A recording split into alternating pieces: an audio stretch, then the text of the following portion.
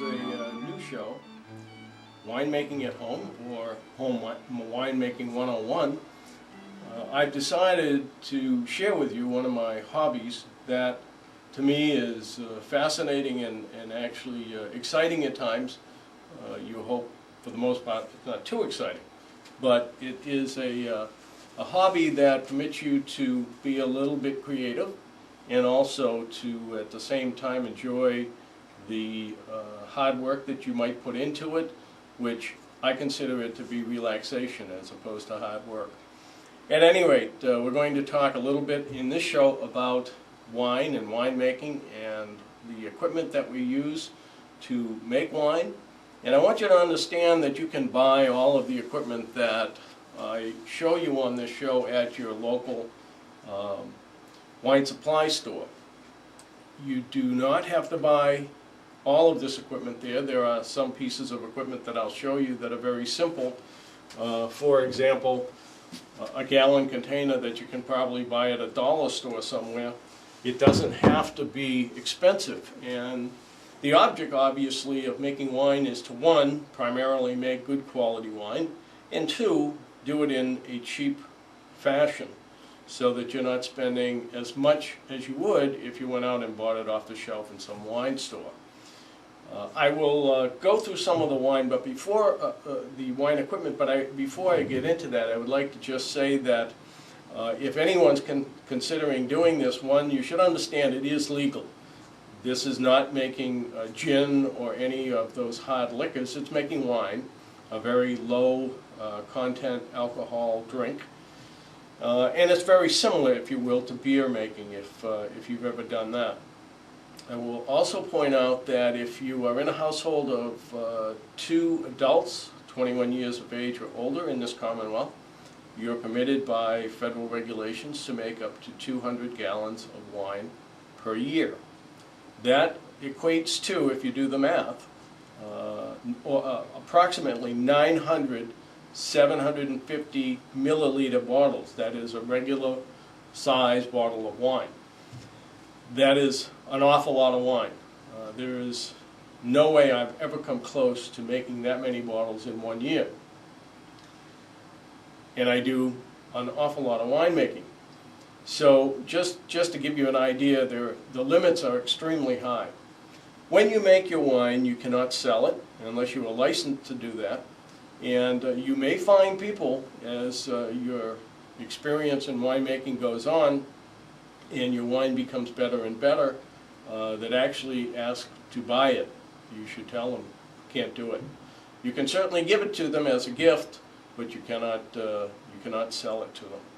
So that, along with the standard that I'm going to use throughout the program, is whenever you're consuming wine, as with any other alcoholic beverage, you should drink responsibly.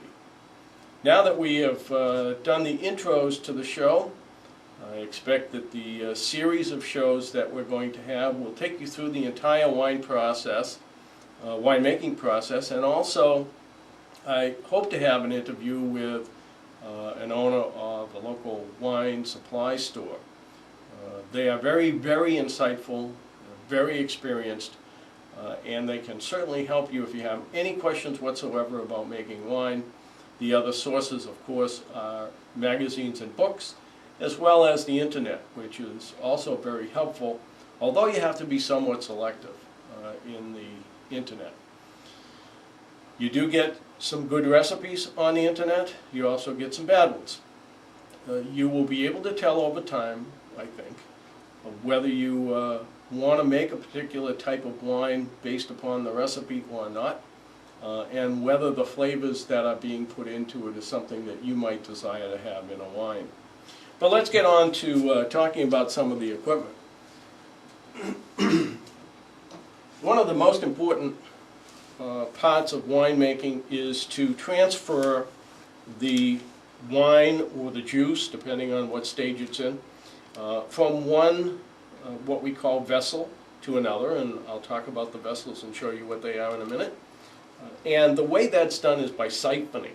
And the reason you want to siphon is twofold. One, it doesn't splash wine. It siphons out of the bottom of one vessel and it puts it into the bottom of the receiving vessel, and as a result of that, does not splash the wine.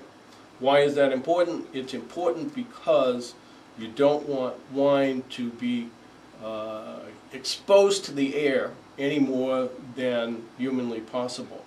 There are actually three things that you need to make wine. One is yeast, one is sugar of some sort, and usually that's what I mean when I say a juice. A juice has sugar in it at varying levels. And the other is patience.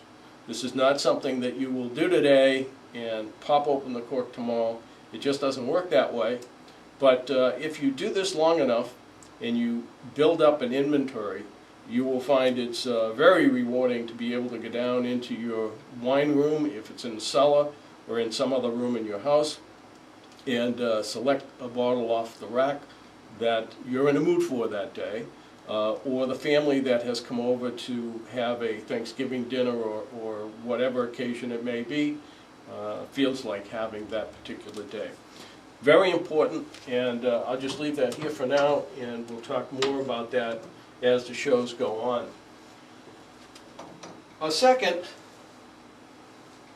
instrument that we use is what we call a wine thief, and around my house I'm known as the wine thief, I guess. But this is actually the instrument called the wine thief.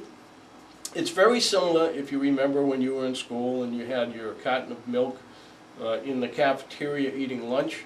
You would insert your straw into it, put your thumb on the top of it, pick it up, let your thumb go, and as a result, the milk would come flowing out of it. This is the same theory. It allows you to go into a carboy, which has a fairly small opening, and extract some of the wine out to do testing on. And you will want to do testing throughout this process, both as instructions in wine kits tell you to do, or that you have developed over a period of time on your own. But this is an important instrument to do that with. All of these instruments, by the way, need to be completely clean, and they also have to be very sterilized. And I will go through that process with you as well in shows to come. Another very important item that we couldn't live without in winemaking is what we call an airlock. An airlock is a very simple device. It has a well where you can insert a liquid into. Usually it is metabisulfite, which is a sterilizing solution. You insert the solution into this maybe about 2/3 of the way up. You put the top on, and then you finally put your cap on, which now permits the CO2, or the carbon dioxide, not carbon monoxide, it's not dangerous, to escape. And that escapes while it is in the process of turning your sugar into alcohol. This will also prevent any air from going back into that vessel, as a result keeping the air away from the wine, yet allowing the CO2 to escape at that, out of that vessel. This is a very simple device. It's a bung made of rubber. It's something that is inserted into a carboy, which is a glass jug, and in this is inserted the airlock, and this keeps the wine free from air in the glass vessel and allows, again, any CO2 that may be generated in that winemaking process to escape. Some very simple items: a spoon for mixing. There are times when a kit will tell you to mix a certain chemical with a certain amount of water. This is, just a regular tablespoon, nothing out of the ordinary, and you can probably get it out of your kitchen drawer. This is an important item. This is a hydrometer, and the hydrometer has various scales on it. But this particular hydrometer has what we call a specific gravity scale. Very important in winemaking, because it allows you to determine what the amount of sugar is in your liquid, in the juice, and as you begin the process and continue the process of making wine, it shows you how much has basically been removed. The specific gravity of the liquid continues to drop as the yeast turns the sugar into alcohol, because this will sink down further in alcohol than it will in the mixture of juice which contains sugar. Very delicate instrument, and you want to be careful in handling these things. Fortunately, and I'm afraid to say this because as I do I'll probably drop it, but I've had this from the very beginning of making wine and haven't had to buy another one, simply by handling it properly. A large spoon, you can buy this at the wine supply store. It's made for dual purpose actually. The top part, which is just like a spoon, will go into a primary bucket, allowing you to stir it if you have to, and in many cases you do. And at the same time, there are other recipes or kits that require you to stir things while they are in the glass carboy. So this is the narrow end of that will insert into a carboy and allow you to stir in that carboy. It's made of plastic. I recommend plastic. There are others out there, I think, that are made of stainless steel and so on, but I recommend the plastic. They last almost forever, it seems, and I've never had a problem with any of these. The spoon is also very important in another phase.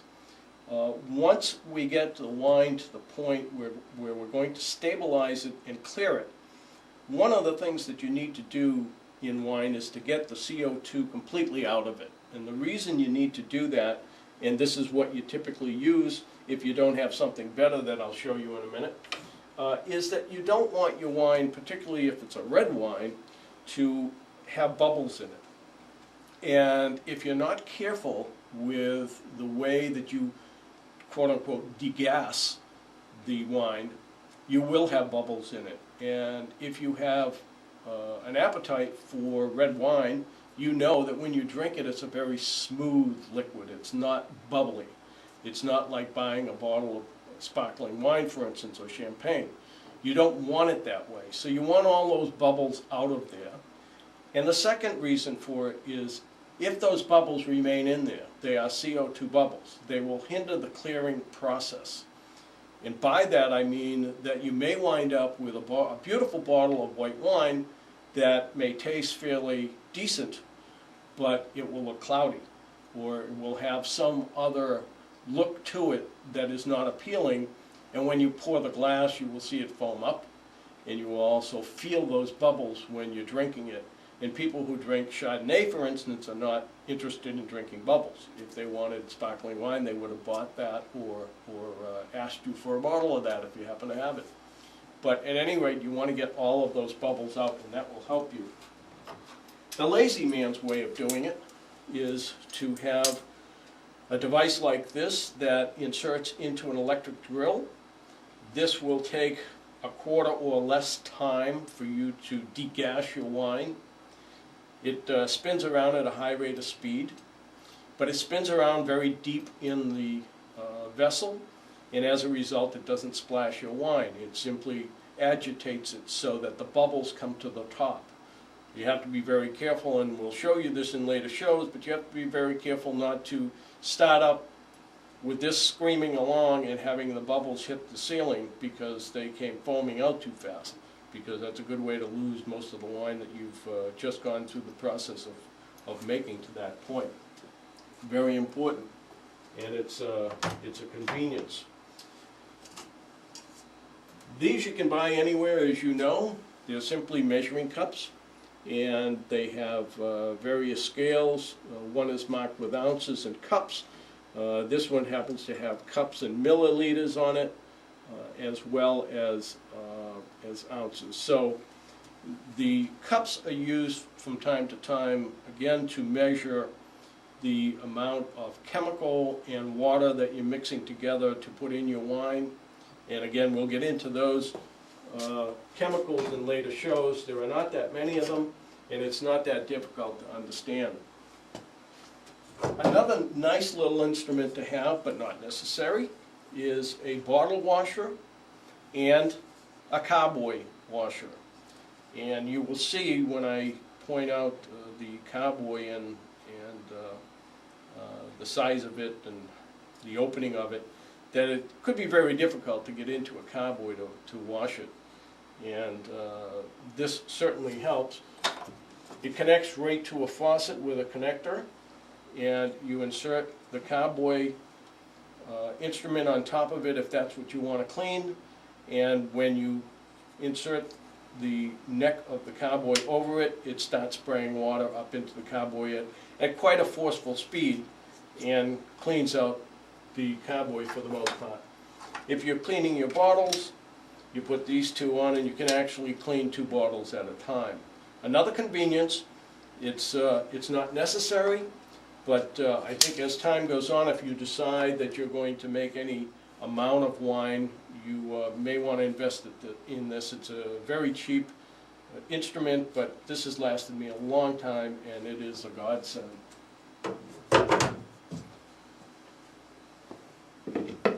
A funnel, and this funnel has a screen in it. It's a removable screen, and it may be because one of your kits, or if you're making juices, you may want to be pouring the juice that you have just squeezed out of whatever fruit it is to go into the carboy or to go into the primary, but you don't want all the pulp and so on to go in.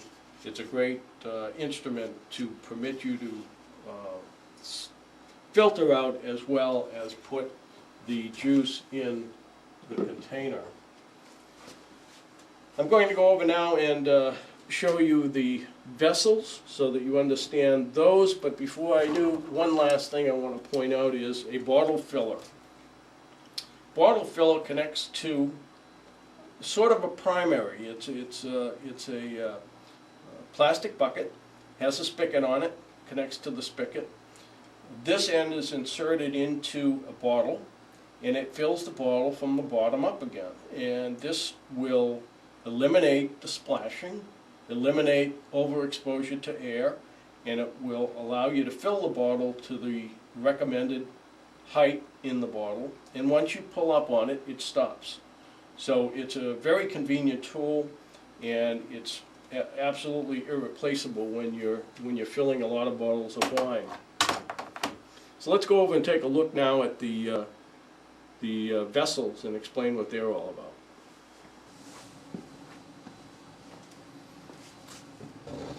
We have 2 vessels here, and they're basically all you need.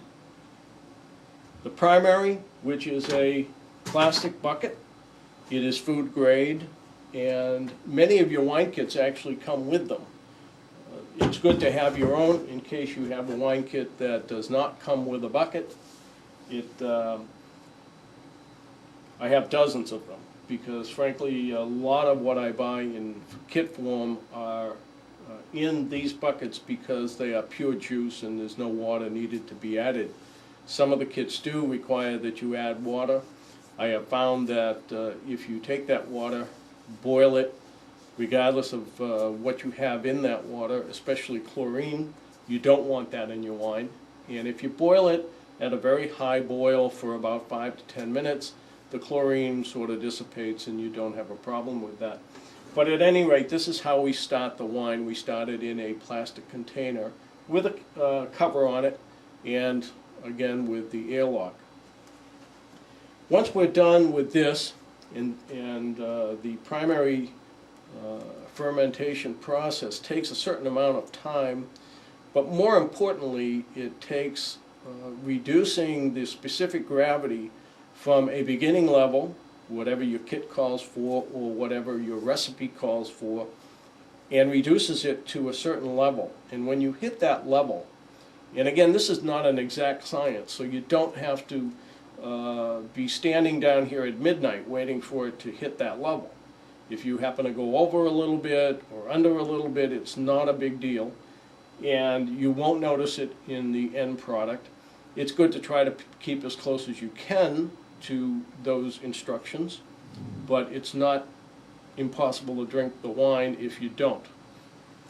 Very forgiving, it's not an exact science. This is the carboy I keep talking about, and this carboy is a 6.5 gallon glass jug. It's fairly rugged, and I've only broken one in about 4 or 5 years. But when you break them, the glass is everywhere, and you don't want to do that because they're about, today, $20, $25 a piece.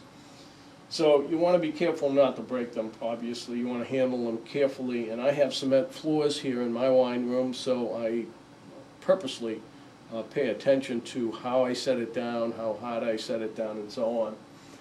Also, this comes without a handle, so you have to buy the handle separately. But I highly recommend that you put a handle on every carboy you have. It makes it so much easier to handle, especially when you're washing it out, lifting it up, and so on. This carboy will contain approximately 6.5 gallons of wine, which equates in the end to about 30 to 31 bottles of wine in 750 milliliter bottles. That is a regular bottle of wine. Obviously, if you're making a dessert wine and you want to put it in a smaller bottle, it could make double that amount.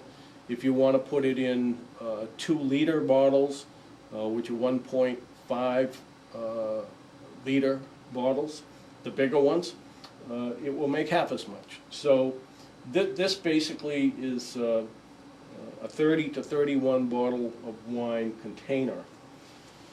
All of this equipment I've showed you, every time we go through the process, I'm going to reemphasize and reemphasize and reemphasize the need to clean the equipment. You do that with a cleaner. Again, that can be purchased at a wine supply store. And it needs to be sterilized. The sterilization process is pretty simple. It's simply rinsing out or rinsing off your equipment. And it's done with potassium metabisulfite, which is a chemical that you will find in most wines that you are able to purchase in wine stores.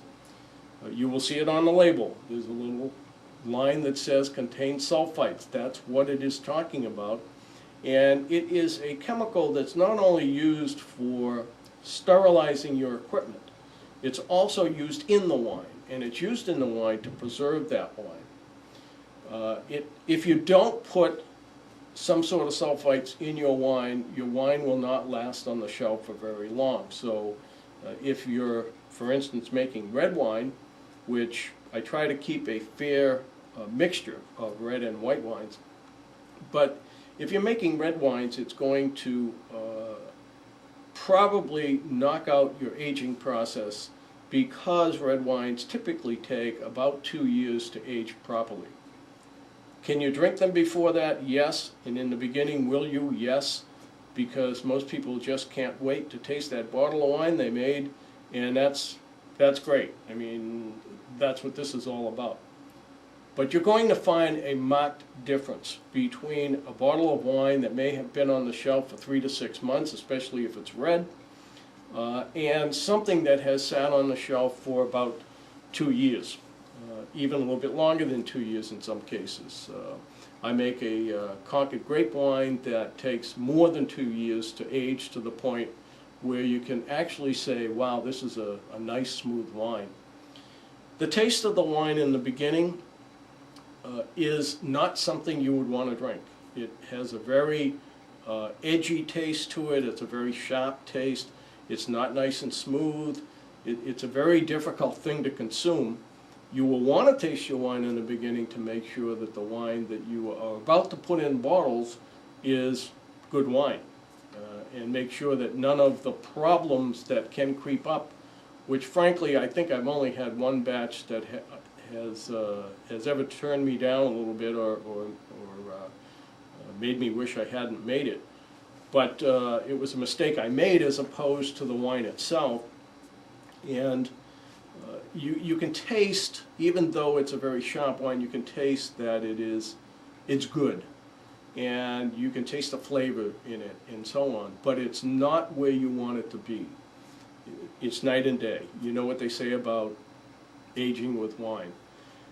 White wines are a little bit different. White wines are very forgiving, and they are also very ageable. They age quickly.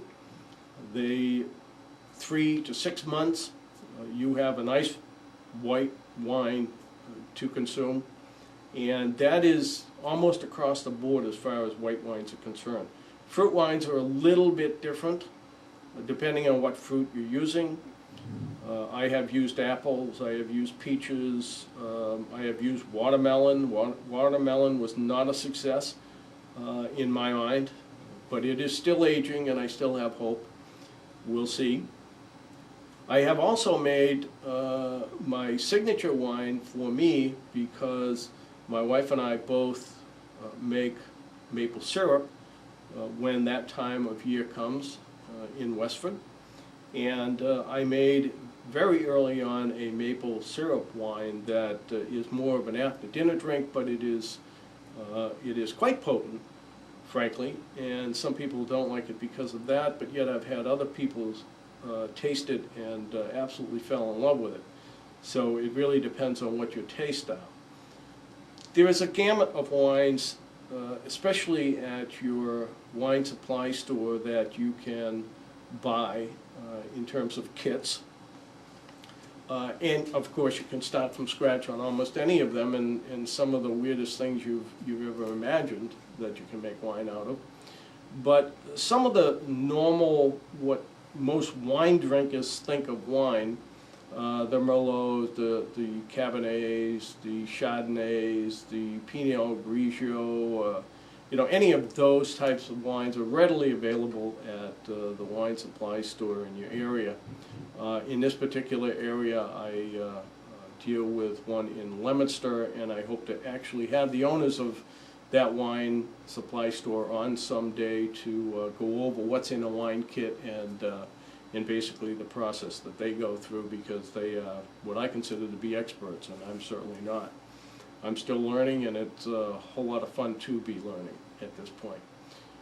So that's the end of this particular show. I'm really pleased to be able to bring this to you, and hope that you have an interest in making wine, even if you don't actually indulge in it yourself. And by the way, if you happen to make wine, or even beer for that matter, because they're very similar in some respects, different in others, and you'd like to come on the show, by all means, please contact Westford Cat at their website, westfordcat.org, or call Ron Zimmerman,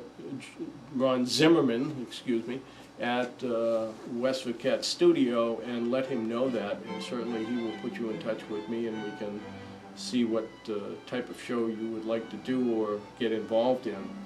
But it's a lot of fun. I'm hoping that some of you look at this show and decide, wow, that's something I really want to do. If you do and you have questions, again, go to westfordcat.org or call Ron, and Ron can put you in touch with me, and I'm happy to answer any questions I can, and if I can't, I'll point you in the direction I think you should go in to find your answers. Very rewarding hobby, and at the end, there's a lot of great Christmas gifts in this room, and we do it every year. We give out different kinds of wine every year to our family and our friends, and we never are short of a different kind of wine, because there are so many to select from out there. Once again, next show will be on primary, that is the beginning process, when we use this container and how we start a batch of wine. And I hope to see you at that show, and I want to thank you for watching this one, and hope you come back for the next show.